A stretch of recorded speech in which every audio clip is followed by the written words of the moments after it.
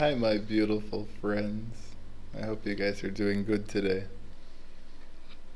So, welcome back to Poker Mind Expansion, episode 8.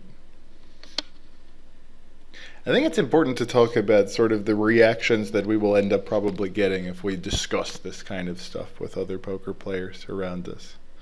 Um, in addition to that, just discussing kind of the way that we are socialized and the emotional reactions that different people may have in our community if we actually start going deep into ourselves and we actually see that, holy cow, all of this knowledge ultimately was an illusion. To know something directly is not possible, but to know about it is absolutely possible. The mind is quadrillions of miles beyond what I currently knew, because I always thought that I was perceiving the world. But of course, this is just the way that the Homo sapien mind perceives reality. The brain only makes up about 3% of the body weight, yet it uses about 25% of the resources. So the brain tries to make things very, very efficient. And this is extremely costly relative to other animals. Most other animals' brain weights are not more than about 5-10% of their body weight. So the majority of our resources are going to our cognitive abilities. And the way that we perceive reality reflects this, because we see the meaning. We know the meaning of a car. We see a car, we already have a model of the meaning of a car. We understand that this vehicle can go to A to B, it can help us in all these different tasks that we have in our life, etc. We don't need to walk up to a car and every single time try to understand the meaning of the car. We understand it, but we don't consciously think, this is a car every single time I step in. It can do X, Y, Z. However, not a beginner, not a child, but say a beginner driver is a good example. Sure, they will know what a car is in terms of the description that they could give to someone else, or they know what a car is in the sense that they realize that it can drive from here to there. I'm not talking about knowing it in terms of its in the mechanics or anything like that, right? But the beginning driver will have a relatively difficult time actually going and driving this vehicle. In fact, they will have to use a lot of brain power to think about the millions of scenarios, the millions of possibilities that are going on. Driving is very complex. Driving is very dangerous. There are quadrillions of possibilities, millions of things going on. It's very dangerous. In fact, sitting in our home is basically not dangerous. We're probably not going to die, depending on our age, depending on our health, etc. We're probably okay. But once we step on the road, the odds increase by thousands compared to just sitting in our home. Depending on our age, depending on different things. But yes, stick with me, right? Like it gets very dangerous. There are a lot of variables, but someone who has done this for a long time starts to be able to do it without having to think about it consciously. Consciousness is simply about coming back to our natural state. It is simply about getting in touch with the knowledge that we already have. And realizing that it's not the object that is giving us this knowledge, it is the meaning which we project onto the object. Once we understand that, we start to understand ourselves much better. Things become less confusing about what our opposition is doing. I think that seeding our consciousness through simply listening and meditating, listening to these kind of things, not necessarily this on poker. I think that there are probably more efficient videos for self-realization than necessarily the poker ones. I'm specifically talking about poker because I want it to be available to poker players. But if one's goal is actually mind expansion, which is the only thing that matters even a little bit, nothing even comes close times a quadrillion. Because the entire framework of everything that we know is in this unexpanded mind. But of course, this is a very, very painful idea to the ego. But we can certainly see that a lot of people think about things very one-dimensionally. I see someone with a certain haircut and I have lots of associations about their personality. I've never met them, I've never talked to them, I don't know anything about them, but I automatically have a category I put them into. It's not my fault. It's not moral. It's not immoral. It simply is a fact about the way that the mind works. Now, of course, if we express this to people, they may be offended. They may get their feelings hurt. They may say some words. And then if I'm very unconscious, then I may have a reaction within myself, etc. But it's important to realize that people are not always going to be kind if we start to discuss these ideas, because it goes against their entire identity as far as GTO is the greatest way, or whatever trick they found, whatever their current belief system is. If we start discussing this stuff with people, it will go against them very much. And it's important to be aware that some of these topics are going to be difficult to be able to discuss with people. In fact, I don't discuss it with anybody in my personal life except for one friend who I know, and he's got like 150 IQ. He's a musician, he's a philosopher. I'm happy to discuss it with him. I'm also happy to discuss ideas with teachers and stuff that I have, teachers of mine, because I'm not very deeply realized, and I don't understand myself particularly well. So it's very nice to have teachers. But in general, I don't discuss these ideas with other people, as well as my girlfriend also has had self-realization, which is very good for her. But she and I don't even talk, actually. We simply just occupy the same house. Not because of the beliefs, it's just there's nothing really to talk about. Just like my cat doesn't really talk, we just lay together and hang out and meow at each other. But it's very expected to have resistance if we ever bring up these conversations. In fact, if someone was very loving and respectful toward these ideas, if we talk about them with others, if we, and at some level, if we make the realization that our experience is much deeper than we are currently seeing it, and we know that there's something more, and not something in a future heaven, I'm talking about right now, reality could be more than what it is in my body, in my life. Not some futuristic 10 million years in the future, 20 million lives away, whatever. I'm talking about this body can have it. It's just simply because the mind is not connected. The brain is not hyper-connected like a child. And it's very possible. Now, this is not an opinion. We're talking about brain scans that have been done scientifically on people that have meditated and their brains have become much more connected. And they're much more equanimous with life. We have to go beyond belief. We have to start going to science. Because science is simply facts about objective reality. And the ways that we predict how things will interact. Very utilitarian. Going based off of belief simply means that we've collected some ideas and then we continue to believe them. For instance, a child in a Christian family, born into a Christian family, believes that I'm only going to get a Christian woman.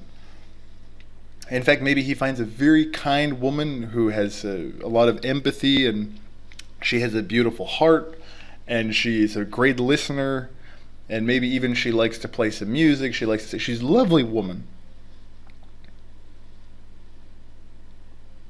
But she's of another religion. So this a priori idea, if I cannot be with this person because of XYZ, it is not reality, because there's just a person in front of us. They don't have an identity. If we assign them an identity, if we say this is a black person, this is a green person, this is a purple person, this is a yellow person, this is a white person, none of these things exist, obviously. Obviously, you cannot directly know this person is black.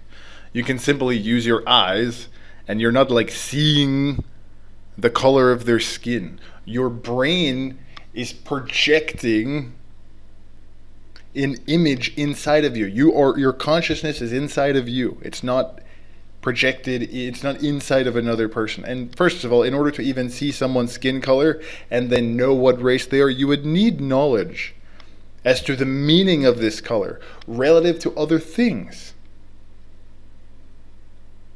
For instance, someone will identify as a man or a woman. I'm not saying biology is incorrect. Certainly we have men and women in terms of their genitalia. But as far as the way that they behave, mostly it's just socially constructed. Just social constructs, social conditionings. Men, don't cry, you're very bad. But also, don't be invulnerable. You need to be a little bit vulnerable. But if you're too vulnerable, you're going to make us uncomfortable. And women, don't get mad, be nurturing, be nice, don't make us uncomfortable. We want to dominate you and we want to feel masculine. It's all the same kind of shit. It doesn't actually matter. Any kind of preconceived idea as to how you are supposed to behave is absolutely disgusting and against your freedom. But the majority of people believe that these ideas, like something hurts their feelings or something they don't like, so they say, I'm not going to do this. This is not the kind of person I am. But this identity is obviously off the backs of other people. that they look at. They have to look around for other people that are not doing a good job, and they say, this is a bad person, and I am a good person. Of course, this is not something that they're necessarily going to say, or there are some people that actually talk badly about other people as well. The people, they spend their energy saying negative things about other people. Now, why would this happen? I mean, it doesn't matter. It's perfectly fine. But, like, I mean, who gives a fuck? You're just, like, you're just using your air into the air, and you're making vibrations and whatever. But the logic or the rationale behind this is trying to advance the self-image and make other people inferior, so I will appear as superior. It doesn't matter if you appear superior or inferior to who. You don't even know that someone will believe you are inferior or superior. You can only imagine. A lot of people smile to your face and they might talk shit behind your back. In fact, someone might even be angry to you, but in reality they're just terrified of you and they don't really understand themselves, so they're just screaming. We don't necessarily see what we see. So it's very expected if people get defensive. People have gone very far away from themselves for thousands of years. The distance between the man who decides to look at himself and try to understand himself and the man that simply exists in the world has almost become unbridgeable. When I say exists in the world, I'm talking about a slave of society. I'm talking about someone that basically believes everything that they're told and then they just parrot everything that they're told. They just repeat random ideas that they hear. But they don't actually investigate for themselves because it's too painful. They're very, very, very far away from their own reality. And they've also forgotten the way back home. And they forgot the purpose of what their being actually is and why we're here. There's a very beautiful parable. I'm going to try to remember it. Basically, there was a king who wanted his son to be his successor. He only had one son, and he was a very wise king.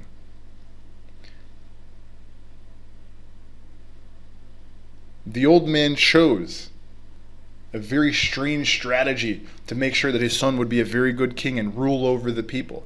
He's got millions of people that he needs to help, and he needs to make sure that they have enough food, they have enough water, no one's going to start war. This is a very important position. So he made an interesting decision that the court was absolutely shocked by and appalled by. They were gossiping and saying how inhumane, cruel this terrible king is. They said terrible things about him because his son was quite young. And the decision that the king made was he sent his son away from the kingdom. And he told the son, I'm abandoning you. He's not telling him, I want you to be the king in the future. He says, I'm abandoning you. You should completely forget that you were ever the prince. You are no longer the prince. And you are no longer going to be my successor. You are now an orphan. Now, the king did not exactly explain why. He was a teenager at this point, but he wanted to make this son understand something very important. He took all of his beautiful clothes, ornaments, everything. And he was only given the clothes of a beggar. And he was taken away in the middle of the night in a chariot. He wasn't even given a real explanation. He was simply thrown out of the kingdom. And there were very strict orders that he should not be allowed back in the kingdom from anywhere. Years had passed. Years. And the prince actually became a real beggar to the point that he forgot that he was ever even a prince because his day-to-day life was simply trying to get enough bread to survive. He was begging for his clothes. He was begging for food, for shelter, to get out of the rain. And he had slowly accepted the situation that he was in. After many, many years, 5 years, 6 years, 7 years, one day sitting outside of a place where people could come, it would be a modern day hotel, that would be the word, or a hostel. He asked for money. It was very hot, and he wanted enough money to get some shoes, secondhand, of course, because he wouldn't be able to afford good shoes, because the ground was almost like fire. He was in a very, very hot environment. His feet were completely cracked, completely burned. They did not have medicine like back then. It was becoming absolutely impossible. He had wounds all over his feet. He was crying out just for a few coins because he was in tremendous pain. Now imagine people around him saw him, beggar, fuck this guy, I don't want to help him, da da da da. They did not want to help very much. It depends on the culture that you're around. If you're in a culture that actually loves human beings, of course they're going to help the weakest members of society.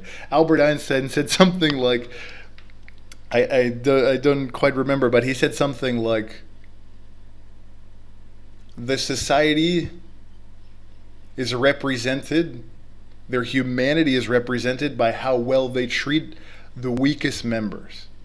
So if we're living in a society where people are saying these people deserve whatever, da da da da da, they get what they get, they're very cruel, inhumane people, absolutely callous. Anyways, they don't have a heart, so nothing we say to them could ever penetrate them. If they believe that other human beings deserve to die, other human beings are bad, other human beings deserve to be in jail because they are bad, they deserve to be bombed for any reason. If you think you can be, not because, okay, we're trying to make sure that this person is harming other people physically because he's psychologically ill, we want to put him away so he doesn't harm other people. That is different than hating people. Hatred is absolutely different. Because it's not about the person, it's not about the object of our hatred, it's the fact that the perceiver has the capacity for that level of vanity. So his feet were absolutely torn up, he was in utter despair, he was crying, this was years, and he almost wanted to die, but most people don't commit suicide, especially back then with much less pressure, things were much more accepting, people were not judged for being bad people simply because they were born into a family without enough resources and told that the reason why they don't have good medicine, the reason why they don't have good food is because they're bad. It was not like this back then, so it was a little bit less psychologically painful at some level, but eventually in this condition that he was in, he was not able to get shoes. No one would help him. He was in a very bad place. And years had passed. And a chariot came and found him. And they said, your father has called you back. He is very old and dying, and he wants you to be his successor. In a single split second, this homeless man, this beggar, once a prince, disappeared. The prince was back. And in fact, the beggar was gone. The man was totally different. You could see it in his eyes. They were absolutely blooming, they were light, they were beautiful. He was in shock. The clothes were still that of a beggar, but the man was totally different. And even a crowd gathered, the same crowd that had been rejecting him and shunning him and telling him to get a job and telling him that he is a piece of shit for asking for money from other people who are working, he's not good enough, and that he's a detriment. Then they started showing friendship, and they said, wow, you are the son of a prince, I cannot believe it. Well, let me help you out. Of course, this beggar, this prince, was not interested. He went up to the chariot, he said, and he told the man, okay, first take me to a beautiful place where I can have a good bath, find some reasonable clothes, some shoes, some ornaments. Because I want to go before the king only as a prince, not in this condition. When he came home, he came as a prince. And he had his father.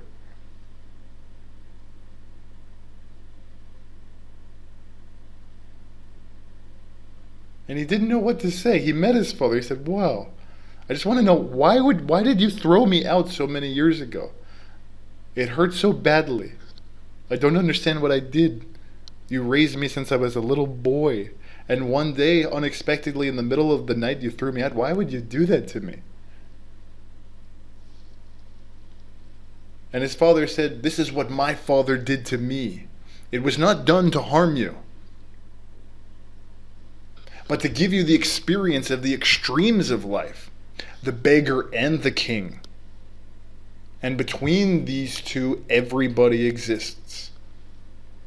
That day I told you to forget that you were a prince. Now I want you to remember that being a prince or a beggar are just identities given by others. It is not your reality, it is not you, neither a king nor a beggar. These are simply borrowed labels from other people. And the moment you realize that, you are not what the world thinks of you anymore. You are not what you appear to be to anybody else, but you are something deeply hidden inside of yourself that no one has access to except for you. Nobody else can see. Then you become a wise man when you realize your true aloneness. Knowing it, wisdom certainly follows. The father proceeded to say that he was very angry at his father when his father did this to him. And he said, I know you must be very angry at me as well, my son. But forgive me, please. I had to do it to make it clear to you. Do not get identified with being a king. Don't get identified with being a beggar. Because in a split second, these identities can change. And they are nothing but a game. And that which can be changed is certainly not you, my son. You are something eternal, something unchangeable, far beyond the identity of what other people perceive you as. People have gone very, very far away from reality.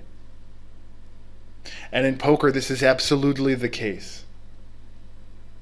Rather than going and trying to understand what their opponent has and why their opponent is doing what they are doing, and hand reading and actively trying to exploit them in every single possible way that they can, the way that training sites used to do it 15 years ago, when they were honest at one point. They are now selling the idea of certainty, which is what the church has been doing, which is what the state has been doing with nationalism. Our country is absolutely good. But what is this goodness? Something can only be good if something else is bad. Black can only be black if there is a white. Something has to exist in opposition to something else. Nothing can exist in and of itself. So you say, I'm American, I'm proud to be American. Well, you must not like other people then. Or you don't understand what the word pride means. You're either very ignorant or you're very arrogant. People have gone very far from reality. And to remind them of their reality hurts them very much. Especially in poker. If we say GTO is not the only way. Because they want to cling to certainty. They want to show you that they know. But there is no possibility of showing anybody anything. Because knowledge in and of itself. What are you going to use, a combination of words? And they're going to make a facial movement and use some vocal inflections, and you are going to believe that now they know? They don't want to see their ignorance. They don't want to be reminded that this entire GTO, I'm going to memorize random shit rather than expand my mind and understand why the game works, understand theory from first principle. They don't want to see it. They've tried to forget so hard, that's why they memorize more and more and more knowledge, because they don't want to see their ignorance. And they've managed to create a certain identity in the world, and when we start to talk about the fact that things are not directly knowable and poker is absolutely infinite, this brain, this ego, this mind feels very uncomfortable. So it's very natural if people do not want to discuss this. In fact, I would make the suggestion that we probably consider just taking it with ourselves, maybe a very close friend who we consider to be very mature, and we should not be offended if we say something that goes against their beliefs and they don't like it. It can be okay to have company and study, but certainly we need very open-minded people, and that's very hard to find. Very hard to find people that are not interested in only advancing their a priori knowledge, only advancing their current beliefs, but actually they want truth. It's very hard. I would not even worry about their behavior, others. They are completely asleep. And we are trying to do something which goes absolutely against their sleep. We are not trying to acquire more knowledge in PioSolver. We are trying to understand the entirety of the game. So naturally, they will feel very disturbed and they will react and they will not be very happy. But fortunately, the proof is in the pudding. So it's absolutely acceptable if people react poorly. In fact, we don't even need to tell them because it doesn't matter. A person will say, please tell me the truth. And then when you tell him the truth, because it goes against his current belief of what he is, he will get angry. Fuck you, why did you say that? And then you say, well, you told me to tell you the truth. No, that's not the truth.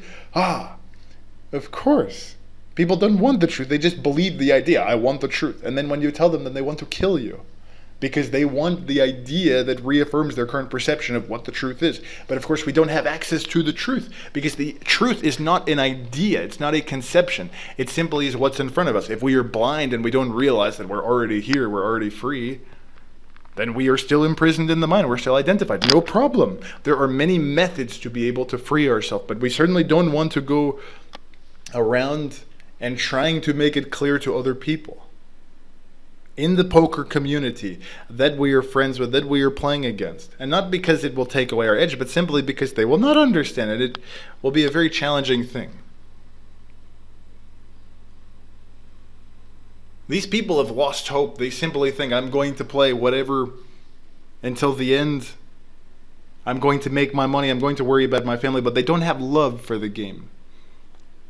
We are not going to lose love for the game until our very last breath, because there's nothing more magnificent than this strategy game. It's not something that you play to retire from. It's something that you play because you love. And sure, you can retire, but your love never leaves you, because poker is not a means to an end. It cannot be. When someone feels offended, the only thing they can feel offended by is something that is truthful about them. Something which they've been hiding from themselves. Of course, they may say, oh, I feel offended when you talk about someone else. This hurts my feelings, whatever. But this is all happening within the perceiver. You can never be offended by a lie. Truth is the greatest offender to the ego. Their very disturbance, their fear that the fact that poker is so infinite will certainly destroy their morale. Certainly destroy their perception and their safety blanket of this illusory security that I know what I'm doing. Now, it won't, probably, because they will never want to look at this. But the point is that this requires us to go within ourselves. It requires us to be willing to not go into the study groups. It requires us to be willing to meditate.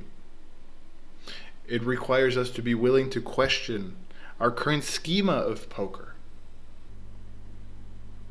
So one of the important things as well, because I want to speak to the person who maybe does not have so much money, maybe needs to make a living as well, maybe is in some sort of situation where he is required to make money. That is no problem. Finding consciousness is not so difficult. In fact, if we are going to play, and we are going to play a lot of hands, all that is required is we remove all of our distractions. In fact, it would be better if we reduce tables and tried to be more focused. But we start to consider our poker schema. Very often people think about poker being a means to an end for money. But poker has nothing to do with money. If you're playing poker for money, absolutely good, because I want you to be able to support yourself and your family. I'm very happy for you. It's beautiful. It's very important. And it's a perfect means for exchange, so we don't have to go and hunt ourselves. But it's important to understand that if we actually start to get good at poker, money will never be an issue. If we really go deep into the right problems, this whole rat race completely ends. Money is an absolutely loaded subject because of people's psychology. It is absolutely full of, I want to make 1 extra BB per 100. I don't want to think about the love of the game and give back and play recreational players and have fun. Money is basically just a very simple way of exchanging things. There's nothing wrong with it. But the way that we've been working everything out seems to be absolutely wrong, prioritizing money over love. If you don't have money, you are condemned. Your whole life is a curse.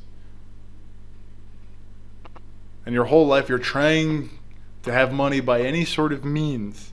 If you have money, it does not change the basic thing. You want more. There's no need for wanting more. And by the end, you finally have too much money, although it's not enough because it does not fulfill your soul. Because again, money is just an idea, and the meaning of money And the emotions that we feel behind not having money are simply just a function of our beliefs and our conditionings.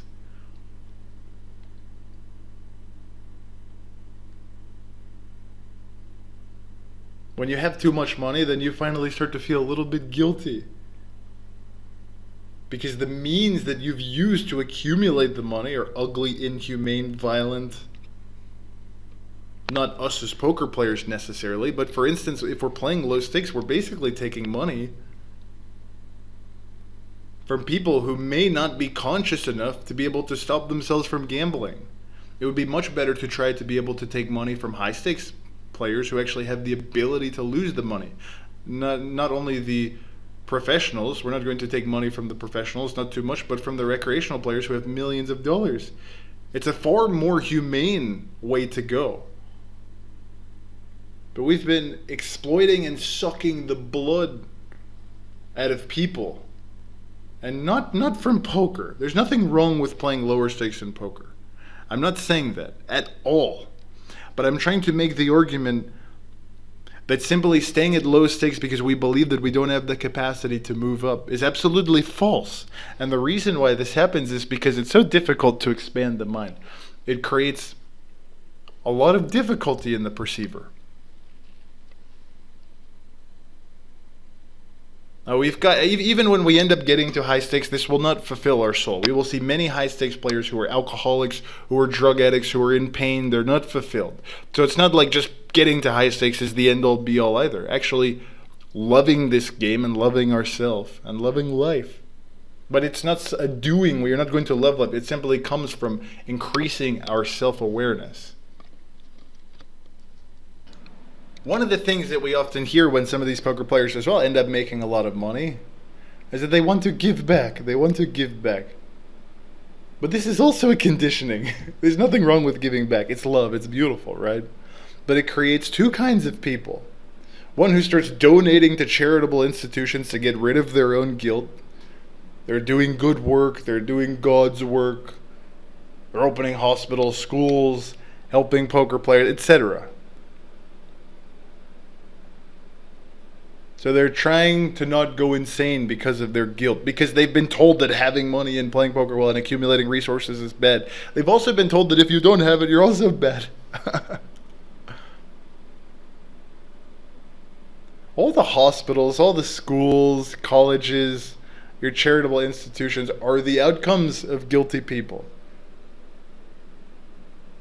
It would be very nice if these institutions were absolutely free for all people and we taxed everybody. We made sure that everybody had medical. We made sure that everybody had college. Everybody had lower education. We have the resources to do it. I'll give you an example of this guilt as well, though it's not an example from poker. Well, there was a Nobel Prize winner. In fact, the Nobel Prize was founded by this man who actually earned money by the First World War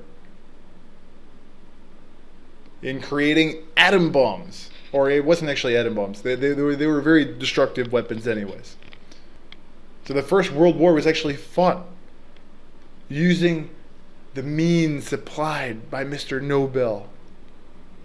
And he earned a fantastic amount of money. And both the parties were getting war material from the same source. And he was the only person who was making the money, because he was the one who was creating the war material on a vast scale. So whoever was killed by him. It doesn't matter if he belonged to this side or to that side. The people that were killed by his bombs. So in this age, when we have all the money we can have, it's still not going to fulfill our deep desire to understand ourselves, to understand poker, to understand our opponents. So all charitable work at some level is essentially a way to alleviate our guilt. There should not be a reason for charitable work in the first place, because everybody should have the means and the resources to do whatsoever they need to do. As far as eating, as far as housing, as far as medical, all of these things should be taken care of. But we live in a very ugly society. When Pontius Pilate ordered the crucifixion of Jesus Christ, The first thing that he did was fucking wash his hands. And it doesn't make any sense. You order the crucifixion of this beautiful man, and how does it make your hands dirty? How long does it take man to understand this? 2,000 years, and he still doesn't understand. Nobody's even mentioned why this is the case. And it was Sigmund Freud who found out that people who were guilty start washing their hands. Sigmund Freud, very intelligent man, very helpful to modern psychologists, and he's given us a lot of insights into the psyche. So if you're good enough to be able to accumulate money in poker, and if you have it, it creates guilt. One way to wash your hands is by helping charitable institutions or other people. And this gets exploited by religions as well. Very, very, very sad stuff, because these religions are not helping you become free. They're exploiting your guilt. In fact, some people have such self-destructive mechanisms, and it depends on the kind of conditioning that one has, that they may not even play enough to be able to save money for the future when they are older, so they can retire, so they can have medical care, so they can have food, so they can have a home, a shelter. Some people only play a few hours a day because it's too difficult. So they only make what they can get right now. Even squirrels are more intelligent. Even squirrels stick nuts in the ground for the future. It's very important. It's very important to understand the mechanisms of the mind. Why do we feel guilty for making too much money? Or why do we feel guilty for not making enough money? This is not... Now, one may also believe that these things don't have anything to do with poker, but that is absolutely false. There's not a single topic in the world that does not have something to do with poker, because poker is the greatest analogy for life. And if you don't understand that, you do not understand life, and you do not understand poker. But we poker players certainly do understand. It is hard to make analogies about life and poker to people that do not play poker, but certainly we can understand. It's important to understand that this idea that when we get to high stakes or when we are at mid stakes, again, it doesn't matter where we go. Whatever hand we are playing right now, absolutely beautiful. That is the magnificence. But it's also very important to understand that this society is very sick, because it creates a deep psychological sickness in the mind. It makes people feel guilty. And when people reach their goal, I have money, I'm a high stakes poker player, we see that these people sometimes are drug addicts. We see that these people are very degenerate. They're not happy. They're looking for things outside of themselves to make them happy. And only a fool can do such a thing. It doesn't mean poker's not something outside of us, by the way. Poker is simply inside of us. Poker is our knowledge. Poker is our understanding.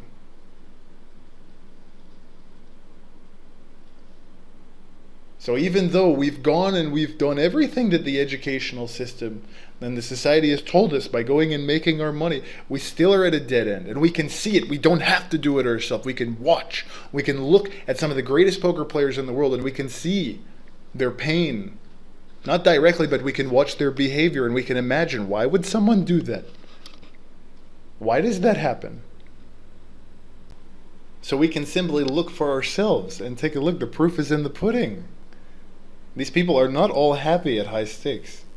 It's very important to understand that expanding our minds for poker is absolutely fundamental. But not even everybody at high stakes has done so. And it's important to understand that all the leaves are on the same tree. And that enlightenment, self-realization is only possible when they all come together. And only the perceiver, only the single individual can fulfill his being and understanding that he is deeply alone in this existence. Not lonely, but alone. In the sense that all of his knowledge is his. It is not possible to bridge the gap with another. These things are absolutely correct. They do seem somewhat contradictory. And there may be some confusion. On one hand, I'm saying that when you're one, when we are not fragmented, then we come to the realization. But to be one means that we disappear. And we are no more. And we are simply playing poker. There's no more us. There is simply poker. On the other hand, I'm also saying be yourself and be very authentic with your love with poker. And sit and meditate and think about yourself. Think about meditation. And you will see your original face. But only then can you experience the realization. I can see the dilemma, though, at some level, because this does seem very contradictory on the surface. These things are both right, and that is significant to remember. And if we can feel that they both are right, even if our mind disagrees, if we have the feeling deep down that both these things are correct, that means that we are far beyond the ordinary mind, because the ordinary mind believes that if something is the case, then something else must not be the case, or something else must be the case. In the sense that how can you say that you are going to disappear and there's only poker, but you're saying to focus on yourself and meditate and sit. But don't worry about the mind stories. Understand that feeling. If you know that it's right, it means you're very in touch with yourself. Much more than the ordinary men. And of course we must be as poker players because we have to make a living. We have to beat other people. We are not given free money. We have to fight for it. The same as lions have to fight for their food. In the sense that if we are not intelligent, then we will not eat. We are not given handouts. Our money comes from our brain power and from our honesty with ourselves.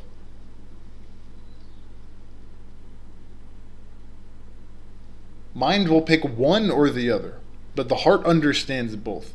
The heart has no logic, but it is very sensitive, very perceptive. It can see that they can not only be together, but in fact they are not two. It's just one phenomenon seen from two different perspectives, in fact. The same we say about a coin. It is a coin, but heads or tails? Heads is an independent thing from tails.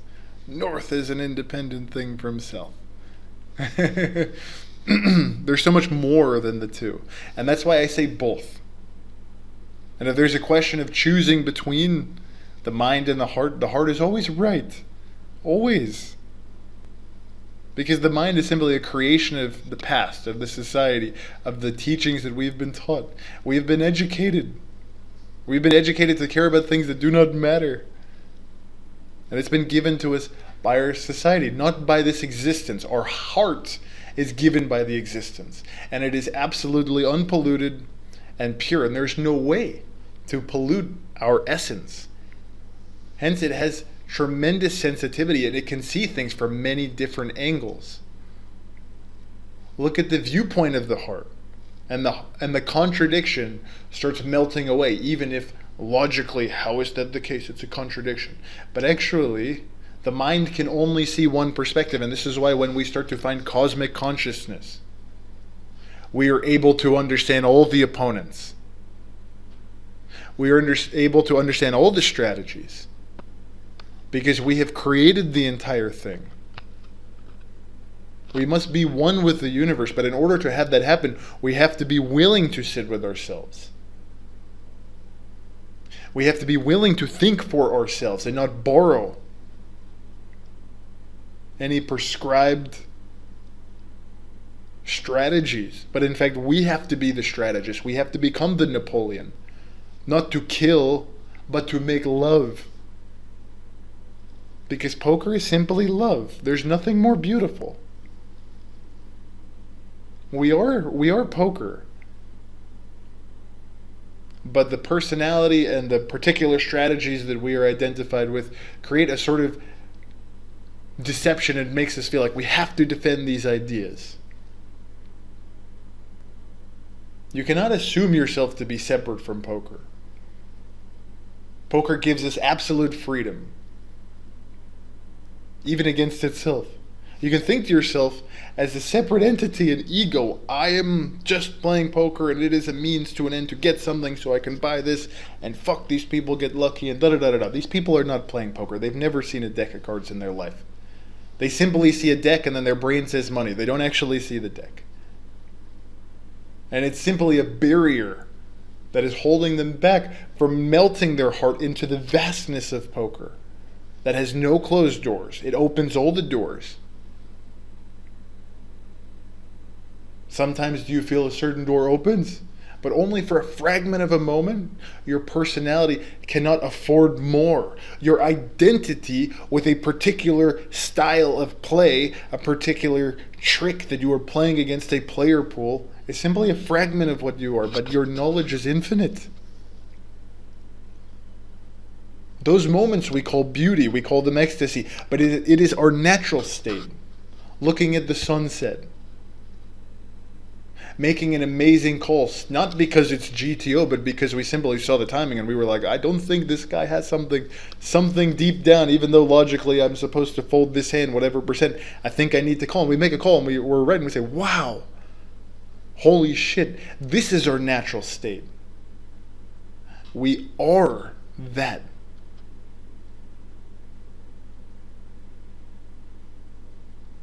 That is the moment when we see the beauty. We say, this is beautiful. We are no longer feeling it. We have come back to our separate case, our separate identity, our encased, closed, encapsulated little ego. This is the way I play poker. This is what I do. If anybody argues, I'm going to say they're wrong, even though I'm playing 25 and I'll disagree with a high stakes player. When I see a video, I'll critique him even though I don't have a clue.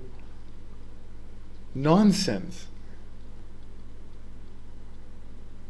Perhaps to know too much actually makes it difficult to speak, and the mind knows so little. Is it possible for it to say anything about poker? Language is enough for it, but not enough for poker. Certainly enough for someone who has not expanded their mind. That's why training sites cannot work.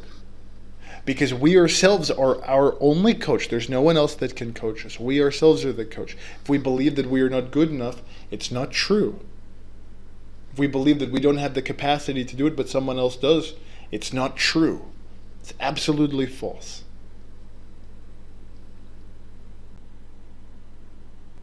We do have to take responsibility.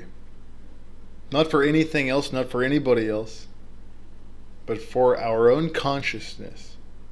And one might say is that feeding our ego, trying to spend time with ourselves, give ourselves attention, meditate, be still, be silent. Is that not feeding our ego? Not helping others, not being with others? But this is simply an intellectual idea, something that arises. It is not contradictory. Consciousness is the seed that we have to water. We have to build the fence. We have to get the right manure.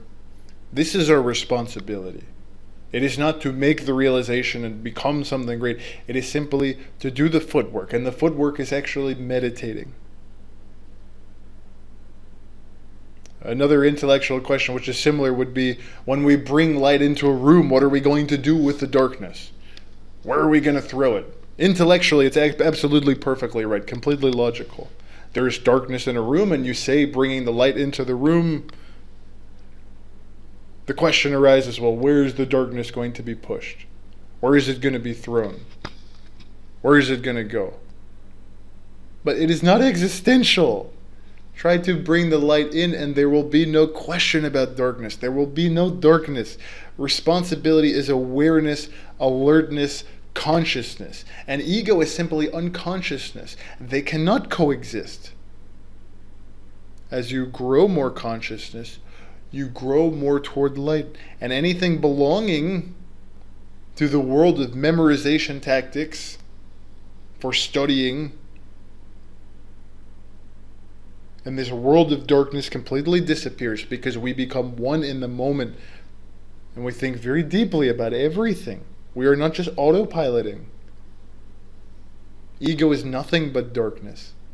So there's only one thing really to remember. Try to ask questions that are existential. Think about things that are real.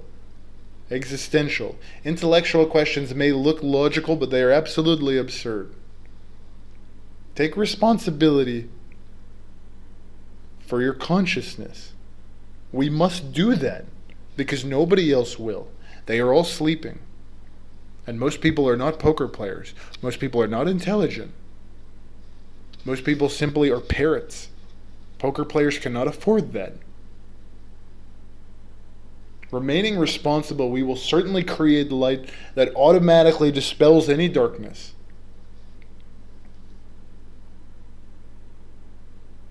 So, I love you all so much. So much, my friends. My beautiful friends.